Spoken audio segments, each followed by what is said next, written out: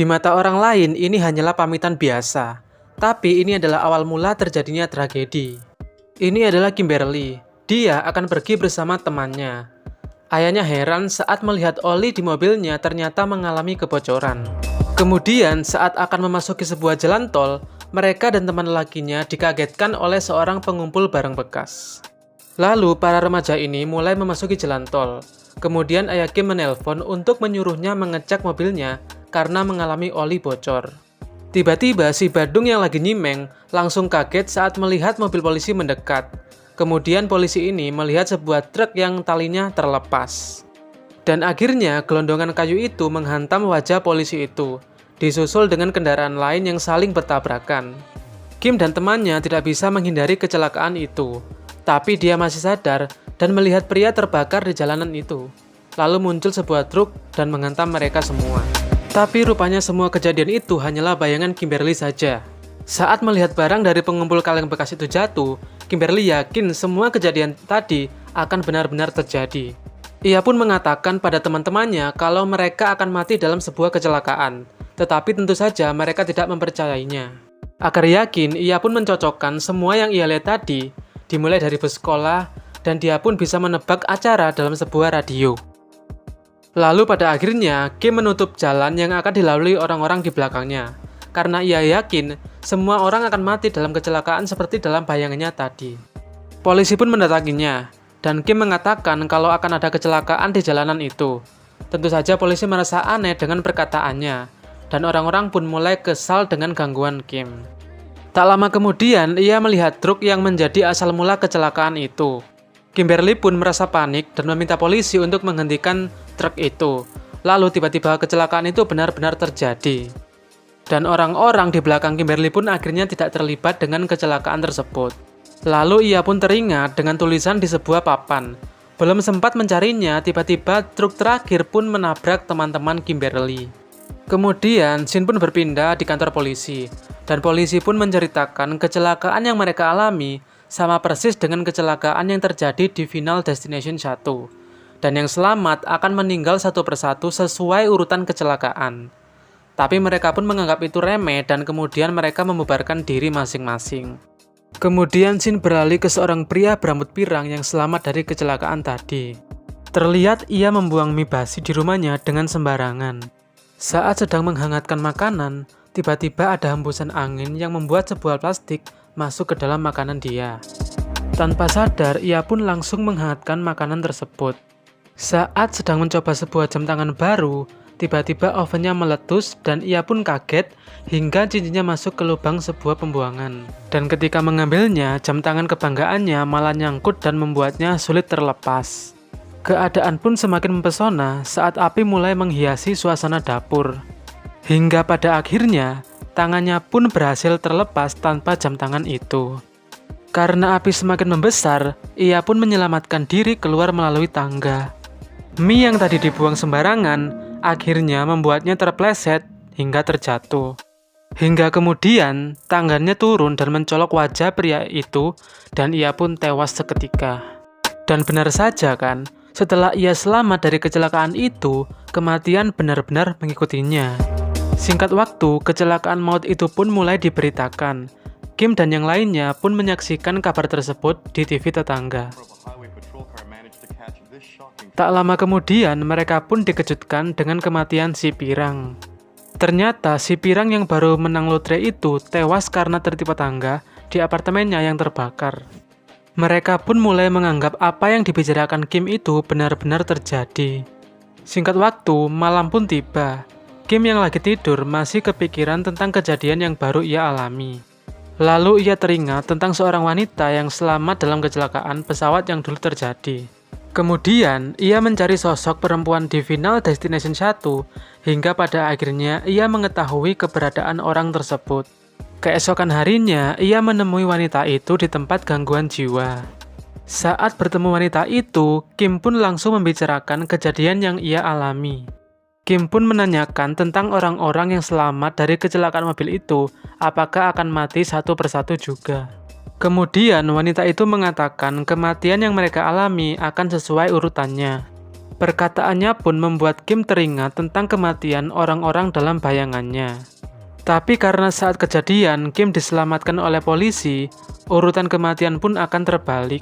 Dan Kim adalah orang terakhir yang akan mati. Itu berarti si Pirang jadi awal urutan kematian itu. Dan itu sudah terbukti keberadaannya. Hingga akhirnya Kim meminta bantuan kepadanya agar ia bisa terlepas dari situasi ini. Namun wanita itu menolak. Bukan karena ia tidak mau menolong, tapi jika dia keluar dari ruangan itu, bisa saja dia mati karena emang hanya dia yang belum mati di Final Destination 1. Kim pun tidak bisa memaksanya dan Kim pun pergi. Saat pulang, Kim bertemu Pak Polisi yang sedang mencarinya. Polisi mengatakan kalau orang-orang yang selamat menghubunginya dan akan berkumpul di apartemen Pak Polisi. Lalu tiba-tiba ada burung merpati yang menyadarkan Kim kalau itu adalah sebuah petunjuk kalau Nora dan anaknya yang akan mati selanjutnya karena burung merpati. Mereka pun segera mencari untuk menolongnya. Scene pun beralih ke Nora yang bersama anaknya ke sebuah klinik untuk memeriksakan gigi. Tapi mereka tidak sadar selang akuarium di ruangan itu bocor. Dokter pun dengan santuy melakukan pekerjaannya. Tapi tiba-tiba seekor burung merpati mengganggu konsentrasinya. Sementara itu, air yang bocor tadi sudah mulai banyak dan mengenai listrik di ruangan itu. Burung pun membuat mereka sibuk, sementara air itu membuat korslet peralatan nafas untuk tim. Jelas itu membuatnya sesak napas, tapi suster cantik berhasil menyelamatkannya. Tak lama kemudian, Kim menemukan Nora dan anaknya yang baru keluar dari klinik itu. Saat Kim baru meneriaki mereka dengan kata merpati, tiba-tiba sebuah kaca jatuh dan membuat anaknya Nora terbunuh.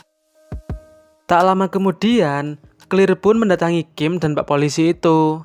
Lalu, Clear mengajak mereka menemui seorang pengurus mayat di Final Destination 1.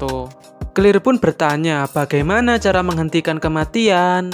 Ia pun mengatakan kematian tidak bisa dicurangi, dan hanya kehidupan baru yang bisa menggantikan kematian. Scene pun berpindah saat mereka sedang mengisi bensin. Tiba-tiba saja Kim teringat wanita hamil yang mengendarai van putih saat kecelakaan itu. Dan kemudian mereka mencari keberadaan wanita itu. Singkat cerita, mereka pun berkumpul di apartemen Pak Polisi. Sementara si anak gaul berusaha menyembunyikan barang-barang yang terlihat menyeramkan. Tak lama kemudian, ia melihat bayangan seperti seorang laki-laki dengan pengait, dan mereka mengira itu adalah sebuah petunjuk. Lalu di dalam lift, seorang pria dengan sebuah pengait seolah bertingkah tengil. Saat menerima telepon, Nora tidak sadar pengait itu tersangkut ke rambutnya. Kemudian Nora panik dan membuat kepalanya terjepit lift. Kim dan wanita karir pun berusaha menolong Nora. Dan kemudian mereka menariknya dan membuat kepala Nora terlepas dan ia pun meninggal. Sementara itu wanita hamil ini merasa kesal karena Pak Polisi menahannya. Lalu tiba-tiba wanita itu pun akan melahirkan. Situasi ini pun membuat Pak Polisi panik. Dan saat Kim akan menemui wanita hamil itu, ban mobil mereka tiba-tiba pecah dan membuat mereka kecelakaan. Kim dan yang lainnya selamat, tapi tidak dengan si coklat yang terluka di bagian dada. Tapi si wanita karir terjebak patahan kayu dan sebuah pipa tajam berada di belakangnya. Saat tim penyelamat akan menyelamatkan wanita itu, tiba-tiba airbag mengembang dan membuat wanita itu tertancap pipa tajam. Tak sampai di situ, angin pun membawa putung rokok sampai ke bensin di mobil. Dan kemudian membuat mobil meledak dan pecahannya pun menebas si anak gaul. Wanita karir dan si anak gaul pun tewas di situ. Lalu si pria coklat dibawa ke rumah sakit dan tiba-tiba sebuah listrik mengalami korslet dan meledak begitu saja. Di sana pun ada Clear, Kim dan Pak Polisi. Dan mereka pun terkena ledakan juga.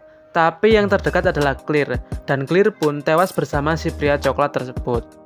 Lalu Kim terpikir tentang kehidupan baru yang bisa mengalahkan kematian.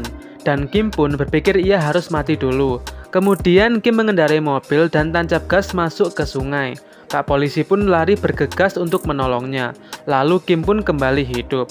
Lalu Shin beralih ke si bocah yang tadi ingin menyelamatkan mereka.